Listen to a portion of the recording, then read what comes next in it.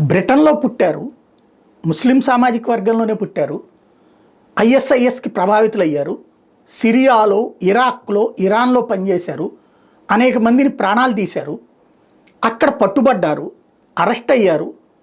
ఆ తర్వాతన వాళ్ళు మేము బ్రిటన్ జాతీయులు అని చెప్తే బ్రిటన్కి పంపించారు. అక్కడ ఉన్నటువంటి బ్రిటన్లో వాళ్ళు ఇట్లాంటి నరహంతకులు మనకొద్దు అని చెప్పి కోర్టులో కేసులు వేస్తే మానవ హక్కుల విభాగాలు ఇప్పుడు అక్కడ వాదించి ప్రభుత్వం తరపున ఉన్నటువంటి మానవ హక్కుల విభాగం తప్పేం లేదు, వాళ్ళని ఈ దేశ పౌరులుగా వాళ్ళకి సంబంధించినటువంటిది పరిష్కరిస్తామని చెప్తున్నది. ఐఎస్ఐఎస్కి సంబంధించి 400 మంది ఇంతవరకు తీవ్రవాద కార్యకలాపాలకు పాల్పడ్డటువంటి వాళ్ళు బ్రిటన్కి తిరిగి వస్తున్నారు. వాళ్ళకి అక్కడ షెల్టర్ ఇవ్వబోతున్నారు.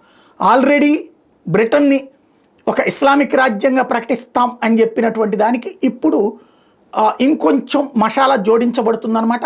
2050 నాటికి యూరప్ దేశాలలో తొలి ఇస్లామిక్ రాజ్యంగా బ్రిటన్ని తయారు చేస్తామని ప్రకటించినటువంటి వాళ్ళ మాట చెల్లుబాటు కాబోతోందన్నమాట.